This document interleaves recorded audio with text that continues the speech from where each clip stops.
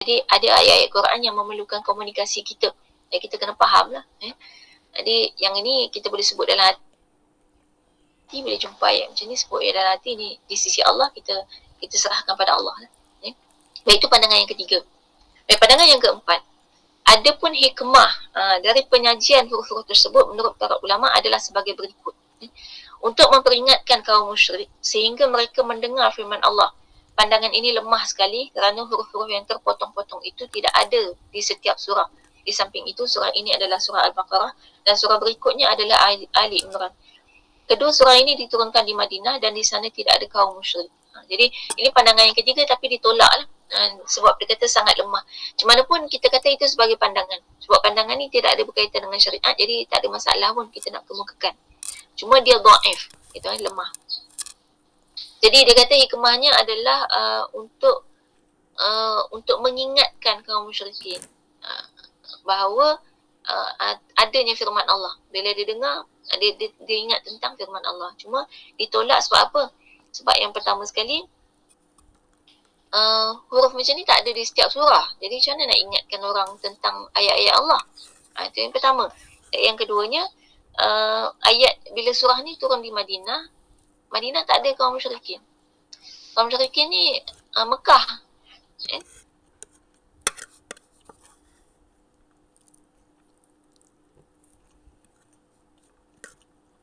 Yahudi. Yahudi, kemudian kaum ada orang kafir tapi kita tak panggil dia musyrikin. Musyrikin ni dia lebih kepada Mekah. Dia macam kita lah, orang Malaysia. Ada orang yang bukan Islam kan kat Malaysia ni, orang kafir. Tapi kita tak sebut musyrikin Malaysia. Tak pernah dengar musyrikin Malaysia. Tak ada. Jadi dia ada istilah-istilah untuk setiap tempat. Baik, pandangan yang kelima. Ada pula ulama yang berpendapat bahawa ayat yang berupa huruf itu merupakan bukti kemukjizatan Al-Quran. Dan bahawa makhluk tidak akan mampu menentangnya. Pendapat ini dipegang oleh sejumlah pengkaji, di antaranya Syekhul Islam Ibn Taymiyah. Alasan mereka adalah penyajian huruf-huruf yang terpotong-potong yang terdapat di dalam Al-Quran itu diikuti oleh penuturan tentang Al-Quran dan penurunannya daripada Rabb semesta alam. Contoh, Alif Lam Mim. Kemudian inilah kitab. Inilah kitab kan, ayat dengan Alif Lam Mim Dzalikal Kitab. Kemudian Hamim, demi kitab yang terang. Ataupun Alif Lam Mim, Allah tiada Tuhan melainkan Dia yang hidup dan berdiri sendiri. Dia menurunkan Alkitab kepadamu. Dan juga Alif Lam Ra, kitab yang telah kami turunkan kepadamu. Baik, yang kelima ni maksudnya gini. Ayat-ayat yang macam Alif Lam Mim, Alif Lam Ra, Hamim itu adalah mukjizat. Kemukjizatan Al-Quran. Dan dia gini, kita pernah dengar kan, nanti kita akan jumpa juga tafsir ayat yang sebut tentang kalaulah kamu mengatakan Al-Quran itu bukan kalam Allah, maka datangkanlah fatu bi suratin min mithlihi, maka datangkanlah surah yang seumpamanya. Ya, Allah mencabar. Dan kat mana cabaran yang paling berat untuk diorang tiru ni? Dekat ayat-ayat ni lah. Alif Lam Mim, Alif Lam Ra, Hamim. Kita tengok simple je, 3 huruf, 4 huruf, kadang-kadang 1 huruf je. Tapi yang ini yang paling susah nak ditiru. Jadi kalau kita jumpa dengan surah-surah palsu, dia orang tak dapat tiru yang ni. Dan katalah letak 1 huruf je kan, kita ada yang 1 ayat 1 huruf. Nun, Qaf, kan? Tu 1 huruf kan. Tapi kalau orang nak tiru ayat tu, tiba-tiba dia letak Mim. Pelik pelik sikit. Ahli bahasa dia tahulah. Macam tiba-tiba Mim duduk depan surah. Dia jadi macam tak kena sebab huruf Mim ni dia sedap kalau ada sambungan. Ataupun tiba-tiba satu ayat tu Alif. Pelik sikit kan, bunyi dia pelik. Jadi ayat yang terdiri daripada huruf-huruf yang macam ni menjadi kita panggil dia sebagai pelemah kepada golongan yang cuba untuk mencabar Al-Quran. Baik, jadi satu lagi dia kata ayat ni satu lagi sebab apa? Sebab ayat yang berbentuk Alif Lam Mim, Alif Lam Ra, berbentuk huruf macam ni, biasanya setelah daripada dia akan ada penjelasan tentang Al-Quran. Jadi bila kata adanya penjelasan tentang Al-Quran, maknanya ayat tu adalah ayat yang berbentuk mukjizat lah. Dia nak menjelaskan bukti tentang mukjizat Quran. Baik, dia menjelaskan tentang Quran, contohnya dalam surah Al-Baqarah ni sendiri, lepas alif lam mim, dzalikal kitabul la raiba fi. Itu ada, inilah kitab. Kan cerita tentang Quran ya, kitab yang tidak ada keraguan di dalamnya. Atau dalam ayat lain, alif lam mim, Allah tiada Tuhan melainkan Dia yang hidup. Kan? Allahu la ilaha illa huwal hayyul qayyum. Kan? Dia menurunkan kitab kan? Kepadamu. Dan kalau kita tengok balik dalam ayat itu, maknanya ini menjelaskan lepas daripada alif lam mim ada lagi penjelasan tentang kitab. Ataupun alif lam ra, kan? Kitabun unzila ilaika. Alif lam ra, kemudian kitab. Jadi selalunya memang akan disebut tentang kitab, tentang Al-Quran. Jadi maknanya sebenarnya pendapat ni dia kata kiranya alif lam mim ni ayat-ayat yang macam ni nak menjelaskan tentang mukjizat Quran. Nah, itu 5 pendapat. Dapat tak apa dia 5? Kita ringkaskan 5 tu apa?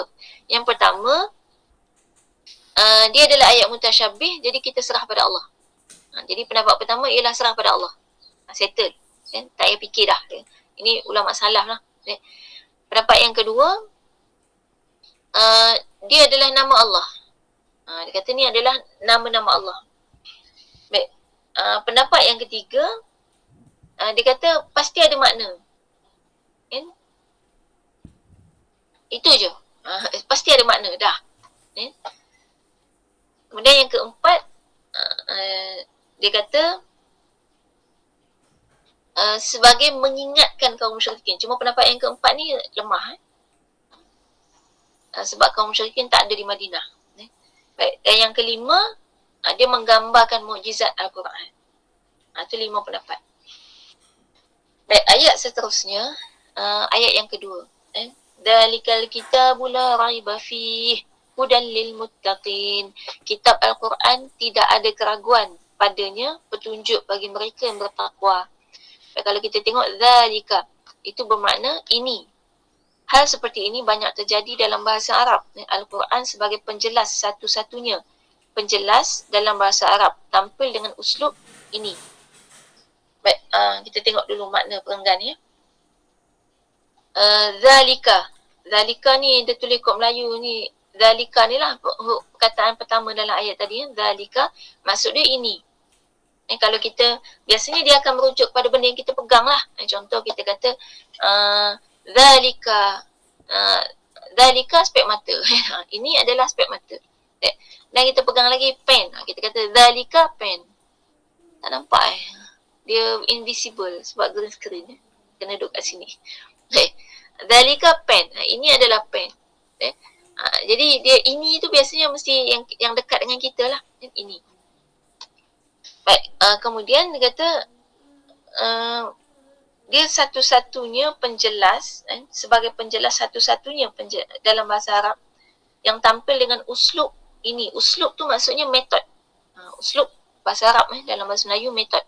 Metodologi. Apa metodologi kalau bahasa pasar? Bukan bahasa pasar, bahasa yang kita biasa cakap.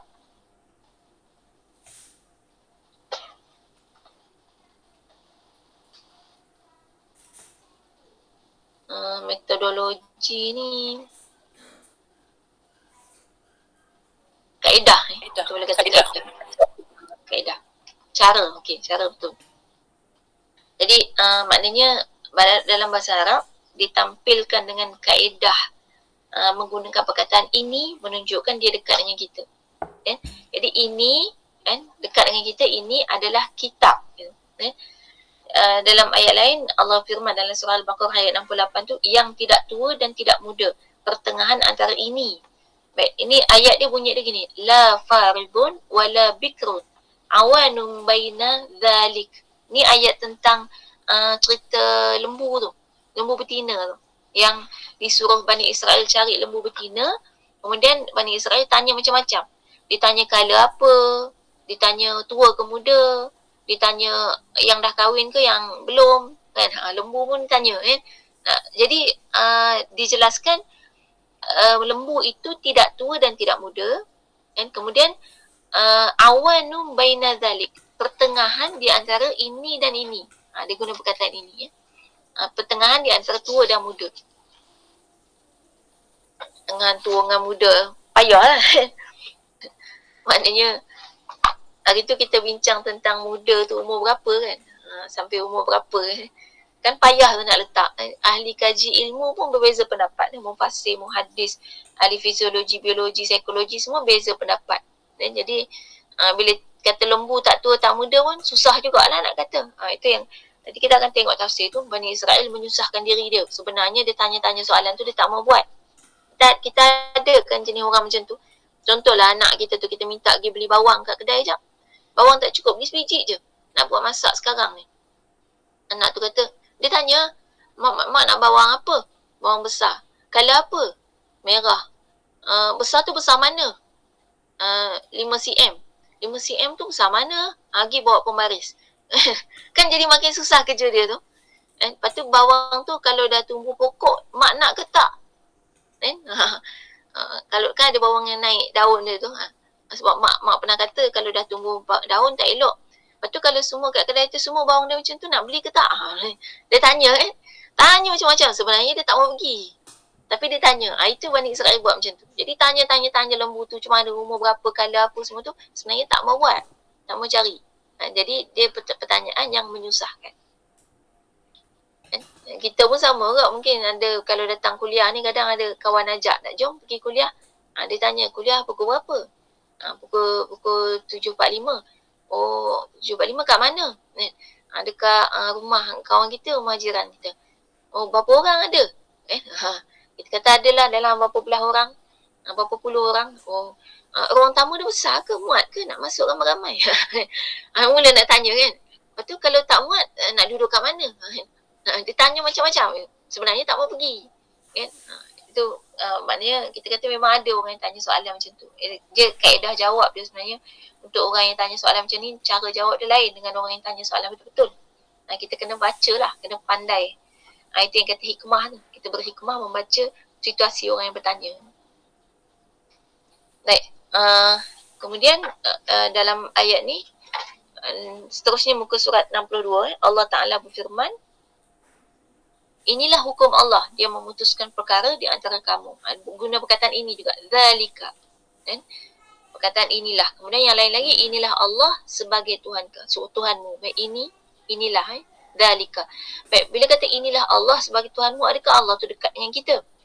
Baik, secara jasadi, jasadnya memang tidaklah. Kita kata zat Allah, kita kata ada kat mana? Allah tu ada di mana-mana. Kita tak boleh nampak dia dekat mana. Tapi ada satu ayat yang menyebutkan tentang Allah itu lebih dekat daripada tulang, bukan tulang, daripada urat leher kamu. Jadi maksudnya Allah tu sangat dekat dengan kita. Tapi jangan pergi bedah pula cari kan. Tak ada. Tapi maknanya ada ayat yang sebut macam tu. Jadi ini tu maksudnya dia bersifat dekat. Kan? Mungkin dekat di hati pun boleh kan. Kemudian Alkitab, perenggan seterusnya, jika Alkitab ditafsirkan sebagai Taurat dan Injil, maka penafsiran ini jauh sekali dari kebenaran dan sebagai pemberlakuan sesuatu yang tidak diketahui oleh pentafsir. Yang benar ialah Alkitab ditafsirkan sebagai Al-Quran. Baik, dia timbulkan isu kat sini. Alkitab ni kalau ditafsirkan sebagai Taurat dan Injil, kenapa ditimbulkan macam ni? Sebab memang Taurat dan Injil itu juga dinamakan sebagai Alkitab. Jadi dalam Quran kadang-kadang kita akan jumpa dia sebut tentang Alkitab merujuk kepada Injil. Kadang-kadang Alkitab merujuk kepada Taurat. Dalam Quran ada. Sebab tu untuk memahami Alkitab yang ada di sini maksud dia apa, kita tak boleh faham sendiri. Kita kena tengok ahli tafsir kata apa. Puan Syariza kata macam mana? Apa yang macam mana? Macam mana apa tu? Sorry Ustazah, tersalah type. Okey. Baik, jadi di sini ditafsirkan bahawa Alkitab yang dalam ayat kedua surah Al-Baqarah ini adalah bermaksud Al-Quran, merujuk kepada Al-Quran. Ada dalam ayat yang lain, misalnya bila sebut tentang Nabi lain disuruh wudu macam mana ayat dia, tapi disebut tentang Alkitab kan, biquwah itu. Peganglah kitab itu dengan kuat. Itu bila dicakapkan kepada Bani Israel, maksudnya kitab kitab Taurat. Itu yang kita kata dalam Quran ada Alkitab banyak kali. Tapi yang sini maksud dia Al-Quran. Dan ayat ini juga menunjukkan bahawa ada nama lain bagi Al-Quran. Macam yang kita dah pernah bincang sebelum ni, Quran ada banyak nama. Dan selain daripada Al-Quran, namanya juga Alkitab.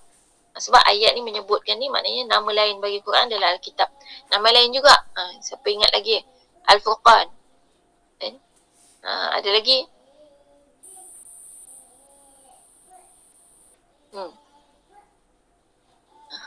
Ada banyak lagi nama yang kita kalau kita sebut Ummul Kitab boleh, Ummul Furqan untuk Al-Fatihah kan, sebab dia merujuk kepada Quran. Jadi yang kita selalu baca, kita kata kita buka majlis dengan Ummul Kitab Al-Quran, Ummul Kitab Al-Fatihah. Jadi Al-Kitab tu itu merujuk kepada Quran. Baik, kemudian la raiba fi, tidak ada keraguan padanya. Perenggan seterusnya tu tidak ada keraguan padanya. Ini ayat dia ialah la raiba fi. Dalam ayat tadi Dzalikal kitabul la raiba fi. Yakni tidak ada kebimbangan di dalamnya. Ada pula ulama yang membaca Dzalikal kitabul la raiba diwaqafkan di sini. Kemudian membaca fihi hudan lil muttaqin. Akan tetapi waqaf yang lebih utama adalah pada la raiba fihi. Kemudian dilanjutkan membaca hudan lil muttaqin. Hal itu kerana memandang hudan sebagai kitab sebagai kitab Alkitab yang menyatukan. Dan pandangan demikian lebih baik daripada memandang keberadaan kitab yang di dalamnya ada petunjuk, yang bisa bermakna bahawa di dalam Al-Quran itu berisi petunjuk dan ada juga hal lainnya. Baik, kita tengok ini ada perbahasan tentang cara baca. Ini di sini kita faham adanya al-qiraat. Kenapa ada qiraat yang berbeza? Dan salah satunya kat sini dia kata ada yang mewakafkan ni Dzalikal kitabul la raib. Yang kita selalu baca macam mana? Dzalikal kitabul la raiba fih. Kan kita berhenti situ hudan lil muttaqin. Itu kita selalu baca. Tapi ada sebahagian yang berhenti dekat Dzalikal kitabul la raib. Kemudian barulah dia sambung fihi hudan lil muttaqin. Di situ ada makna yang beza bila dia baca macam tu. Bila wakaf di tempat beza, makna dia beza. Baik, jadi wakaf yang itu tidak utama. Tidak utama tu maksudnya lebih baik untuk kita wakaf macam kita selalu baca tu lah. Dzalikal kitabul la raiba fih. Kat situ, itu lebih baik. Kan?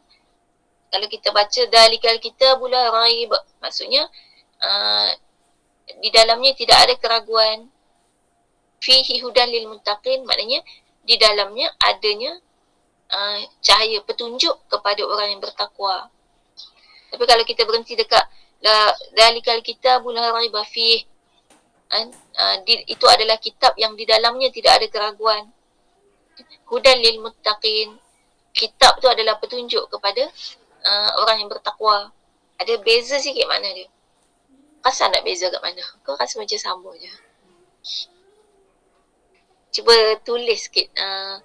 Yang pertama, kalau Dzalikal kitabul la raib. Okay, sampai situ. Maksud dia ialah ini adalah kitab yang tidak ada keraguan. Itu makna dia. Kemudian fihi hudan lil muttaqin. Di dalam Al-Quran ada petunjuk kepada orang yang bertakwa. Itu makna dia. Yang kedua yang kita selalu wakaf, Dzalikal kitabul la raiba fih. Inilah kitab yang tidak ada keraguan di dalamnya. Hudan lil muttaqin. Al-Quran adalah petunjuk kepada orang yang bertakwa. Dia beza sikit, dan beza sikit ni akan bawa makna yang berbeza lah. Al-Quran keseluruhan dengan isi kandungan Quran dia ada beza. Baik, kalau tak faham tak apa, balik renung-renung. Renung-renungkan semula. Dia gitulah ilmu tu, kadang-kadang masa kita dapat kita tak faham, tapi sampai satu masa dia benih, umpama benih, ilmu ni umpama benih, kita masukkan dulu dia dengan baik, kita tanam, kita siram dia, sampai satu masa dia akan naik pokok, akan memberikan kefahaman kepada kita. Sebab itulah dalam bab ilmu, kita kalau foundation ni, ilmu kita kuat, Kalau foundation kita kuat, maka bawa lah datang ilmu apa pun, insyaAllah settle. Tapi kalau foundation tak kuat, hancur. Bawa lah ilmu apa pun, semua kita tak faham. Ataupun semua salah faham. Sebab tu penting anak-anak tu. Sebenarnya pendidikan dia masa dia kanak-kanak tu sangat penting untuk bagi dia foundation. Kan? Kalau foundation agama dia kuat, akidah dia kuat, sampai dewasa, bagilah ilmu apa pun, semuanya dia akan lari kepada akidah yang benar juga. Tapi kalau foundation tak kuat, dia akan lari. Dia akan pergi kepada mungkin sampai hari ni anak-anak main game boleh jadi atheist. Sebab tak ada foundation yang kuat dalam diri dia. Dia mudah terpengaruh. Foundation yang kuat ni macam mana? Kalau ulama, dia sebenarnya mula daripada kecil ni kita menghafal dulu sebelum faham. Hari ni kaedah pendidikan barat, dia bagi faham dulu. Tak hafal apa pun lagi. Jadi daripada budak-budak lagi dia pakai logik. Kita panggil dia kebat. Jadi kita duk fikir kalau orang pandai jawab soalan kebat, dia pandai. Kalau budak-budak tu dia boleh jawab soalan kebat, oh dia pandai. Tak, dia budak-budak ni dia kena hafal dulu. Hafalan tu lah foundation dia. Dan hafal Quran ke, hafal hadis. Ulama-ulama semua mulakan dengan hafal Quran. Lepas tu hafal hadis. Kitab Al-Muwatta'. Lepas tu barulah kefahaman. Sebab kanak-kanak ni dia punya sel-sel otak belum bersambung. Belum sambung dengan makna kata dia tu kalau nak suruh dia faham. Dia tak boleh faham setara mana lah. Dia faham, kefahaman dia tu tak boleh pergi jauh. Tapi kalau hafal, hafalan dia sangat kuat. Anak-anak yang hafal Quran sejak daripada umur kanak-kanak, apalagi yang 10 tahun ke bawah tu, hafalan dia sangat kuat sampai tua. Yang mula hafal Quran masa remaja, tu lemah sikit. Tu kita kata hafalan ataupun kita kata foundation tentang dalam kehidupan kita. Baik, kemudian hudal lil muttaqin. Seterusnya hudal lil muttaqin iaitu petunjuk, perenggan lepas tu petunjuk bagi orang-orang yang bertakwa, iaitu yakni sebagai cahaya bagi orang-orang yang bertakwa. Jadi ini part bahagian hudal lil muttaqin. Petunjuk kepada orang yang bertakwa maksudnya ialah cahaya. Dan Allah bagi cahaya, lampu kepada orang yang bertakwa, iaitu bagi orang-orang mukmin yang memelihara dirinya dari menyekutukan Allah. Orang-orang mukmin yang mengesakannya, beramal dengan mentaatinya, takut kepada azabnya, mengharapkan rahmatnya dan menjaga diri dari hal-hal yang diharamkannya. Makna ini sejalan dengan makna ayat sesudahnya, iaitu ayat yang mengandungi sifat-sifat orang beriman dan bertakwa yang disifati Allah dengan firman-Nya, iaitu orang-orang yang beriman kepada yang gaib. Ini ayat seterusnya lah. Baik, untuk bahagian ni, hudal lil muttaqin ni, tadi tu sebenarnya orang mukmin yang ada sifat ni, ini sifat orang yang bertakwa. Orang bertakwa ni macam mana sifat dia? Nombor satu, dia tidak menyekutukan Allah. Itu sifat pertama.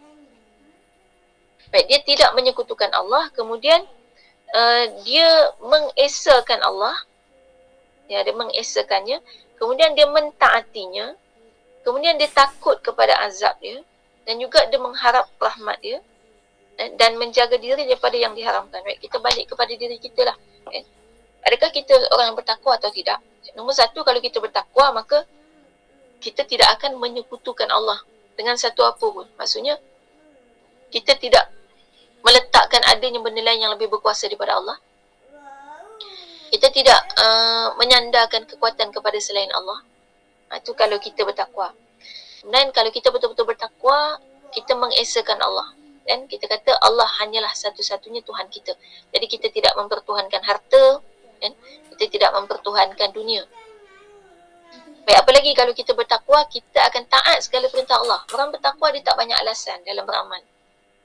Kalau dia tak boleh nak buat, dia diam je.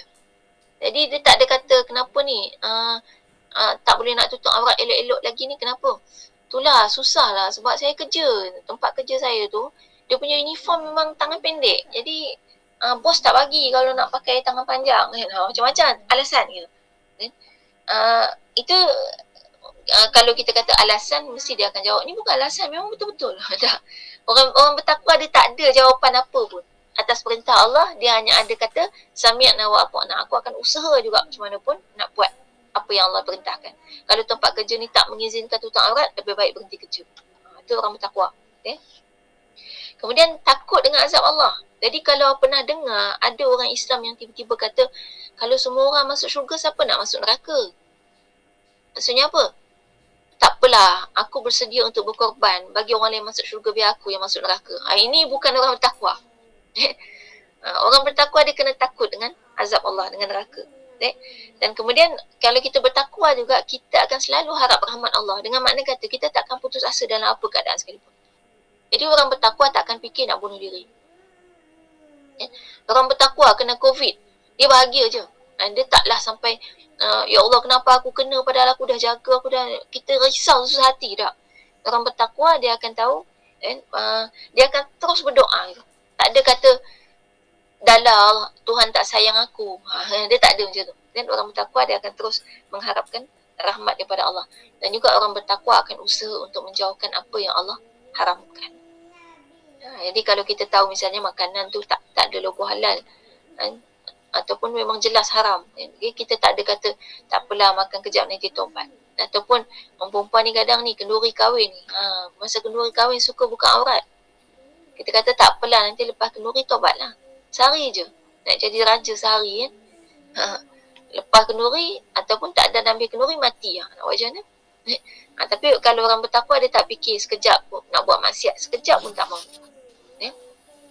Baik, seterusnya dalam kolom yang sebelah tu, iaitu mereka yang beriman kepada yang gaib. Ini dalam ayat tadi, alladzina yu'minuna bil ghaib. Iman adalah membenarkan dengan ucapan, perbuatan dan keyakinan.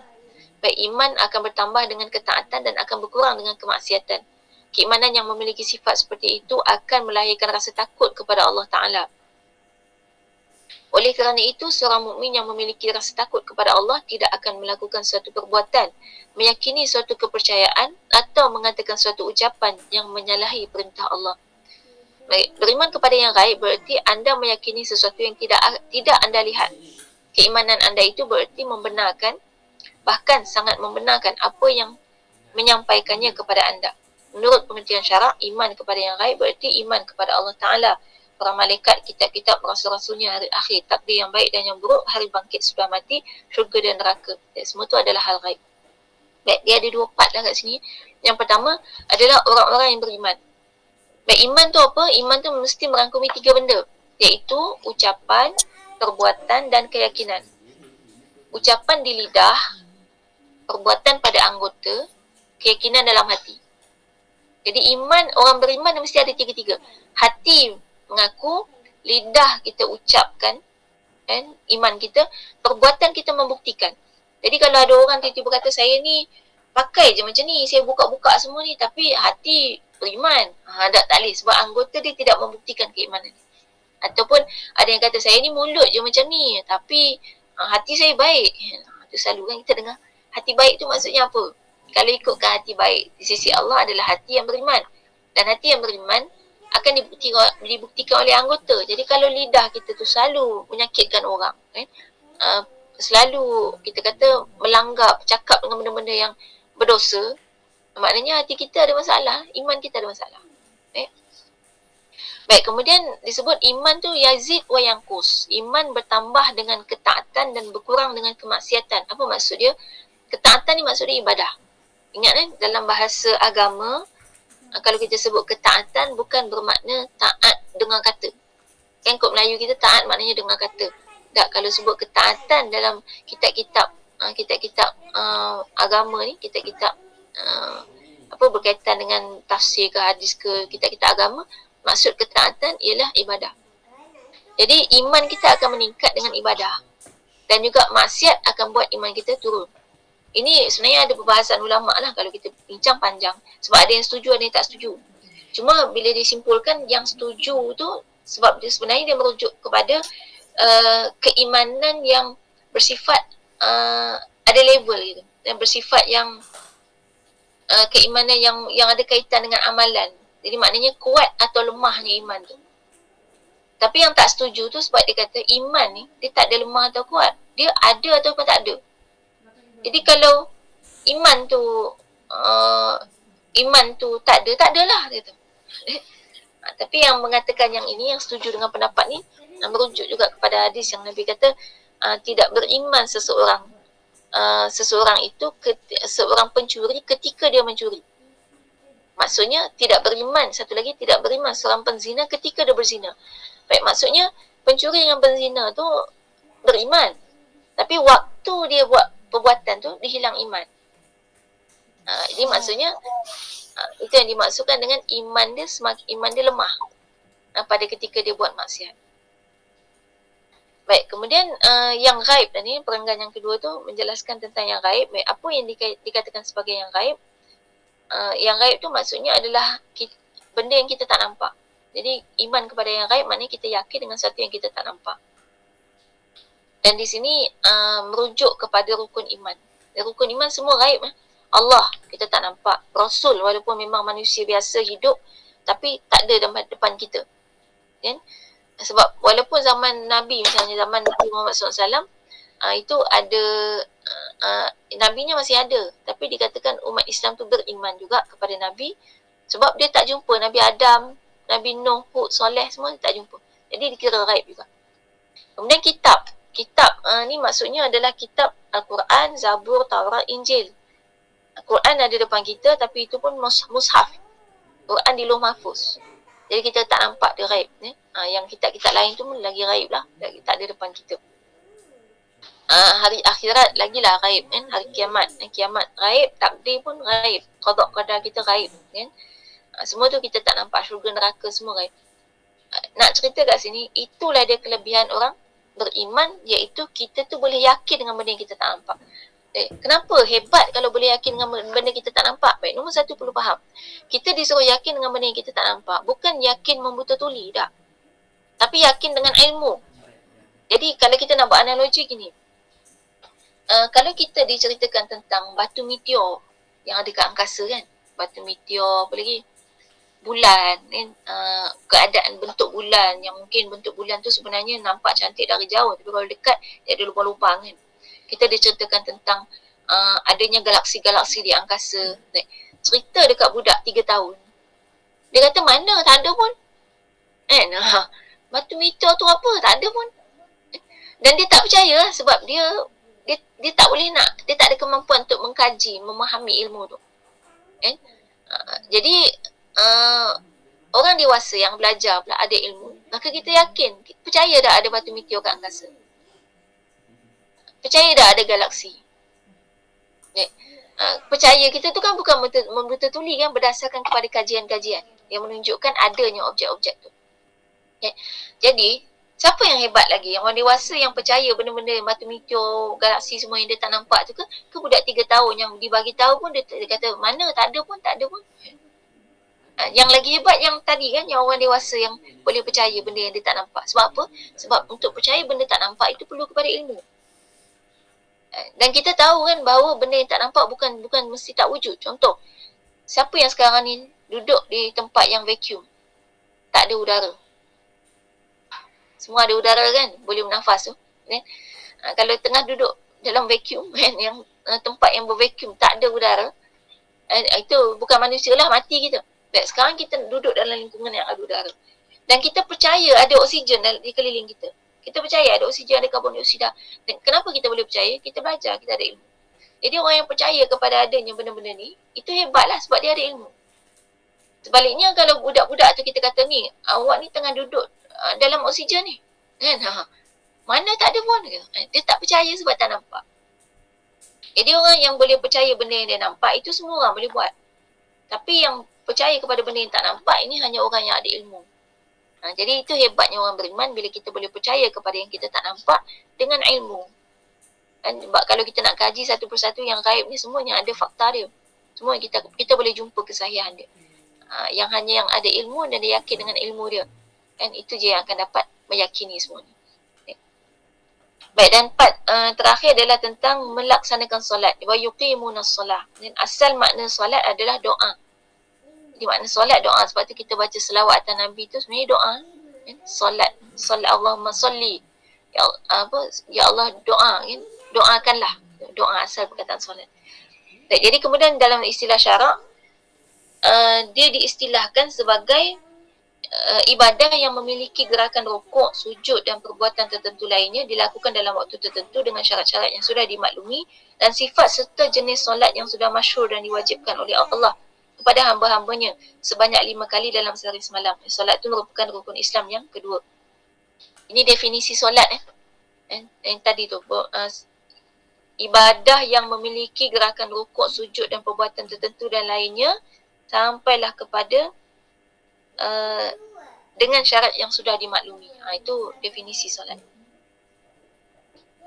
Baik, kemudian perenggan seterusnya, mendirikan solat bererti memelihara pelaksanaannya dalam waktu-waktu yang telah ditetapkan. Membaguskan wuduk, menyempurnakan berdiri, rukuk, iktidal, sujud, baca Quran, tasyahud dan selawat kepada Nabi SAW dalam solat. Jadi kenapa solat dia wa yuqimunas solah? Kenapa solat dikatakan sebagai mendirikan solat? Kalau zakat, ita'iz zakah, menunaikan zakat. Kenapa solat tak dikatakan menunaikan solat? Ada beza. Maksud mendirikan solat adalah berdiri. Ada perkataan berdiri. Jadi maknanya untuk solat kita perlu berdiri. Berdiri ni maknanya posisi yang kita perlu bekerja melakukan sesuatu. Beza dengan zakat, kita bayar sekali macam tu je. Nak baring ke nak duduk macam mana pun tak kisah. Jadi maknanya bila kita kata mendirikan solat, kita berdiri dengan undang-undang tertentu. Itu yang dikatakan menegakkan atau mendirikan solat. Itu dimaksudkan dengan mendirikan. Kenapa kita gunakan perkataan mendirikan untuk solat? Baik, habis sampai setakat ayat yang kedua tu. Terima kasih kepada semua yang mengucapkan selamat ulang tahun. Mudah-mudahan Allah berkati. Ya, Alhamdulillah cantik. Senang ingat. Tarikh itu memang dipilih ya, dan kita kata bertepatan pula dengan hari cuti. Jadi tak ada masalah. Amin. Terima kasih kepada yang mendoakan. Semoga Allah ampunkan segala dosa ayah saya dan ditempatkan di kalangan orang-orang yang beriman. Ayah kepada Bushra, inna lillahi wa inna ilaihi raji'un. Allahumma ighfir lahu warhamhu wa'afihi wa'fu anhu. Dan semoga Allah ampunkan segala dosanya dan merahmatinya. Dan insya-Allah kita kata pemergian orang yang dekat dengan kita ni adalah sebuah pelajaran kepada orang yang masih hidup. Dan kematian tu sebenarnya menjadi pelajaran kepada kita yang masih hidup. Dan siapa yang tidak belajar daripada melihat kematian di hadapan mata dengan orang yang dekat dengan kita, dan dia adalah orang yang sangat malang. Dan jadi maknanya kita belajar dengan kematian tu, dengan itu kita mengingat bahawa kita juga akan mati. Bila kita mati, kita akan rasalah betapa dunia ni sebenarnya tidak ada apa-apanya kalau kita sekadar hidup untuk mendapatkan segala kebahagiaan sementara kat dunia.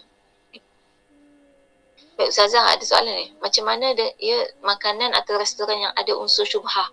Contoh restoran yang dengan jelas ada lambang Carlsberg tapi masih diwawarkan sebagai halal, dan ramailah pula customer Islam yang datang dan dijadikan tempat keraian pula. Bagaimana cara nak tegur ya Ustazah? Baik, soalan ni. Memang saya nak buka pada soalan lah. Okay, ada yang bertanya. Baik, macam mana dengan makanan ataupun kedai makan ni yang syubhah yang ada label Carlsberg. Carlsberg ni Arab jenama Arab. Baik, tapi dikatakan sebagai halal. Baik, kita gini,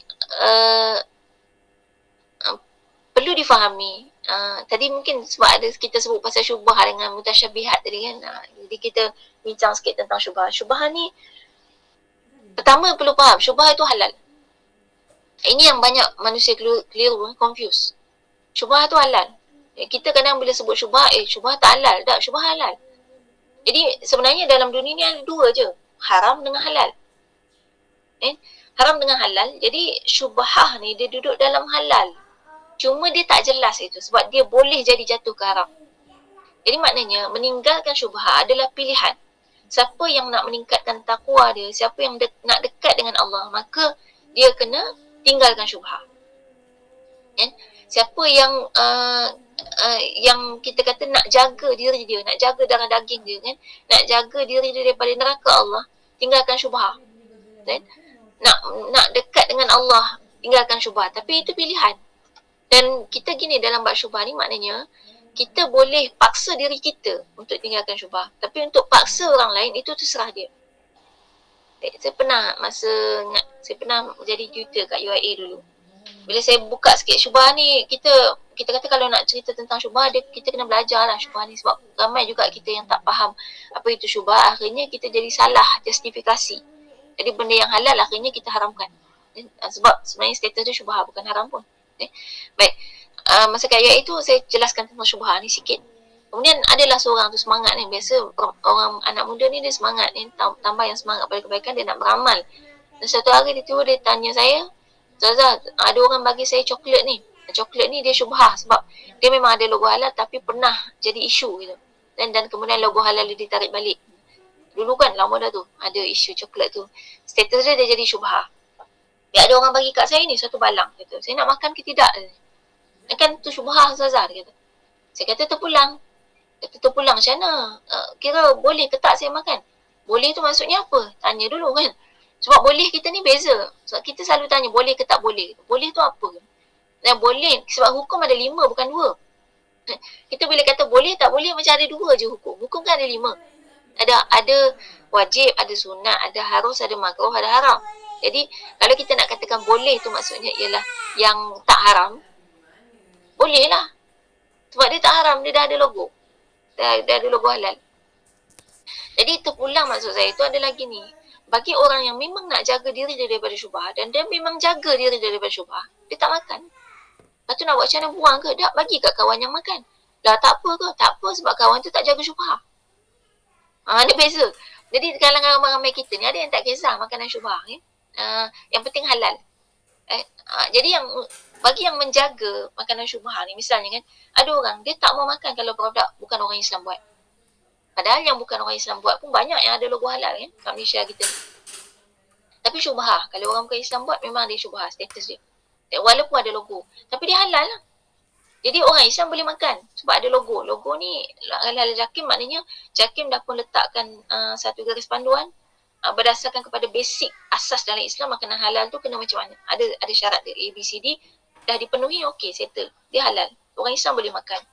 Tapi memang ada orang yang jaga. Misal kata saya ingat masa saya kecil-kecil dulu ayah saya sangat menjaga bab syubhah. Kami pernah beli satu mi segera. Tengok iklan ni pasal lah.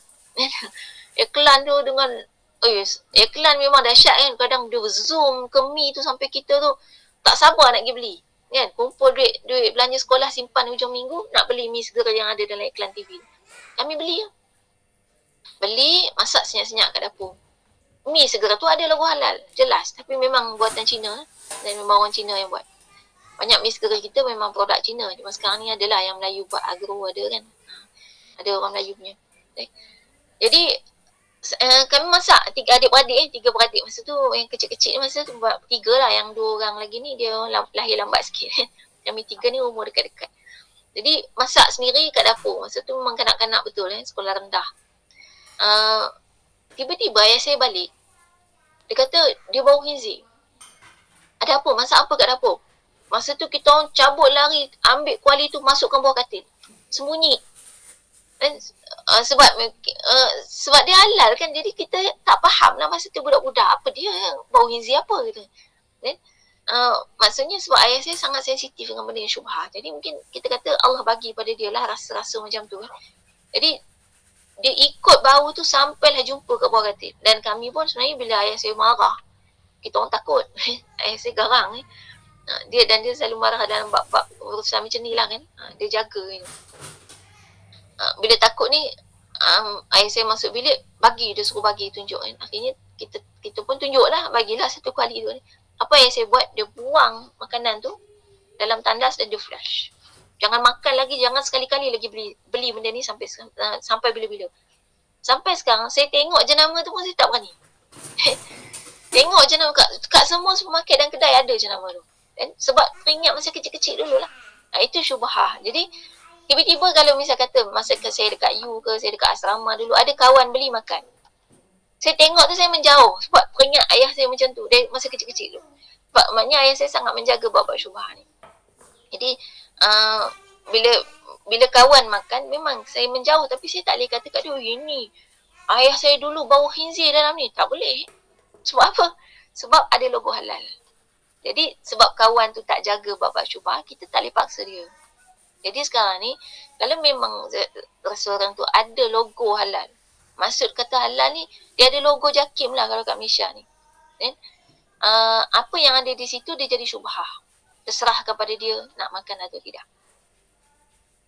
Jadi kalau rasa nak tegur, kita boleh tegur ahli keluarga kita. Tapi untuk orang awam kita memang tak boleh paksa. Sebab syubhah ni berat. Saya pernah betul-betul nekat nak buat masa saya belajar kat Mesir. Nekat yang betul-betul syubhah ni nak tolak sama sekali. Apa jadi? Untuk saya mencari 1 biji bateri. Syubhah bukan hanya makanan. Semua benda ada syubhah. Bateri pun ada syubhah. Bateri double A tu. Untuk mencari satu biji bateri nak bubuh dekat jam, saya berjalan sebanyak berkilo-kilometer. Masuk kedai, keluar kedai, masuk kedai, keluar kedai. Nak cari bateri yang tidak syubhah. Jadi bukan senang, kan? Berjuang itu macam tu. Dan dalam bab makanan, maknanya kita tak boleh pilih, kita tak ada pilihan melainkan banyak puasa. Untuk makanan kita dah penuh dengan syubhah. Sampai pada serai pun ada yang syubhah. Serai, siapa nak letak logo halal kat serai? Tapi ada yang syubhah. Jadi syubhah ni memang tidak mudah untuk dijaga. Dan kita kena belajar. Kalau kita nak jaga syubhah, kita kena belajar apa itu syubhah. Mula dengan definisi dia, kemudian jenis-jenis dia, kemudian do and don'ts dia dalam syubhah. Dan kita tak boleh separuh-separuh juga. Time nak jaga, time tak nak tak kisah, tak boleh. Kena ada semangat yang kuat. Baik. Tapi kalau tak ada pun logo halal dekat kedai makan tu, tapi ada logo kasbah, walaupun ramai orang pakai tudung makan kat situ ataupun penjaga kaunter dia memang orang Islam pakai tudung, dia status dia kita tak boleh kata dia halal. Dan kalau tuan kedai kata halal, itu kata tuan kedai ikut syarat siapa? Kan ada syarat halal. Dan kita tanya orang bukan Islam, dia bukan tahu halal tu apa yang dia. Saya pernah jumpa dengan seorang, masa tu nak buat bisnes lah dengan adik saya, temankan adik saya. Cina kan, orang Chinese tu, dia tanya saya, kenapa cacing halal? Cacing halal dalam Islam kan? Saya pun jelaskan. Dia kata, saya ingatkan cacing tu halal sebab dia makan benda elok-elok. Kan cacing kan makanan dia baik-baik kan, tak ada makanan kotor-kotor kan. Jadi kalau makanan dia baik-baik, kira halal lah. Jadi kalau dia fikir macam tu, anjing kalau makanan dia makanan yang elok-elok, atau apa lagi makanan dia ada logo halal pula. Makanan kucing misalnya, kucing kita tu makanan dia friskies ke makanan dia tu ada logo halal. Halal lah kucing tu. Tak kan? Kucing tak halal. Jadi orang bukan Islam dia faham, dia tak faham halal tu apa. Yang dia tahu halal tu bersih. Sebab tu ada orang bukan Islam yang pilih makanan halal. Sebab yang dia tahu makanan halal tu baik untuk kesihatan kita, baik untuk kebersihan, semuanya elok gitu. Jadi sekarang ni kalau kedai makan tidak ada logo halal, lepas tu ada logo yang haram macam kau sebut tadi, kita boleh letak dia terus, bukan syubhah lagi lah, kita boleh katakan dia haram. Maknanya owner kedai tu tidak tahu membezakan halal dan haram. Kalau owner kedai tu tak tahu beza halal haram, maknanya ayam dia beli pun dia tak tahu beza halal haram, rempah-rempah minyak dia semua dia tak reti nak beza. Kita boleh letak terus haram dah lah, bukan syubhah. Kalau yang tu jelas lah, nak tegur senang, minta je dia, mana logo halal kat kedai ni, dah selesai. Jadi tu kaedah dia. Biasakanlah kedai. Saya kadang-kadang kat Malaysia ni memang sedih lah kalau tengok orang Melayu kita memang sebenarnya tak jaga makan. Boleh kata majoriti. Kalau food court kat shopping mall, berapa orang yang pergi tanya kat food court tu ada logo halal tak? Tambah kalau makanan-makanan international. Saya suka makan makanan international. Saya kalau makan kat luar, kadang-kadang saya suka makan makanan yang saya tak boleh buat. Yang pelik-pelik lah. Saya akan cari benda yang saya tak pernah jumpa. Saya suka mencuba kan. Kalau ada orang kata, nanti tak sedap macam mana? Tak sedap tu cerita lain. Kalau tak sedap, lain kali tak beli dah. Itu je lah. Tapi kali pertama saya mesti cuba. Sebab tu kalau ada orang misal kata, saya kata saya nak cuba makanan ni. Dia kata tak sedap, tak payahlah. Tak sedap bukan cerita dia untuk saya. Yang penting saya tahu dia tak sedap. Dengan membuktikan dia sendiri. Itu kaedah dia. Pernah ada jenis siput apa tak jual dekat tempat. Saya kata saya nak try lah siput ni. Dia kata, tak sedap, tak payahlah. Saya kata tak apalah. Kalau yang penting saya tahu dia tak sedap, lain kali saya tak beli dah lah. Yang penting kali pertama saya nak rasa. Itu cara je. Jadi saya rasa bila macam tu, akhirnya bila kedai-kedai makan tu saya tanya. Yang tanya ni ada logo halal tak? Makanan Korea misalnya kan. Ada memang kebanyakan tempat yang ditanya tu jawapan dia pun pusing-pusing. Sampai kedai buat biskut, saya suka buat biskut raya, beli bahan-bahan biskut tu banyak yang tak ada logo halal. Dan orang Melayu kita beli. Bila saya beratur tengok, saya tak beli benda-benda ni sebab tak ada logo, dia orang beli selamba je. Lepas tu dia buat biskut raya jual kat orang Islam juga. Kita beli sebab dia orang Islam. Dia kena jawab depan Allah. Jadi maknanya dalam bab ni kita kata tak menjaga makanan, tak jaga halal haram tu. Kalau tanya kat kedai-kedai makan tu ada logo tak, dia kadang tak boleh jawab. Jadi sekarang ni food court ni kita tak jamin owner dia orang Islam. Ataupun satu lagi R&R, cuba baca dekat dia punya tu signboard dia tu, dia ada nama owner kat bawah. owner kedai. Kadang-kadang nama kedai tu Zain, nama orang Islam, dan Ahmad. Owner dia Eng Chow Ling. Ini contoh nama contoh nama. Tapi memang ada owner kedai sebenarnya bukan Islam. Lepas tu kedai dia kedai buat air. Bahan-bahan dia bila owner ni dia akan tentukan bahan mentah. Dia dah tentu dia tak kisah dah halal haram. Jadi tu kena perhatikan. Kita kurang teliti dalam bab makanan. Sebab tu makan makanan di luar tu kurangkanlah kan. Walaupun sekarang ni ada food panda dan sebagainya boleh panggil makanan datang rumah kan. Tapi lebih baik kalau dah ada kat rumah tu masak je lah. Baik, insyaAllah sampai setakat tu. Mudah-mudahan ada kebaikan untuk kita semua dan membantu kita dalam mendekatkan diri kita kepada Allah SWT. Wallahu a'lam. Aku qouli hadza wa astaghfirullah li wa lakum. Wassalamualaikum warahmatullahi wabarakatuh. Terima kasih kepada semua.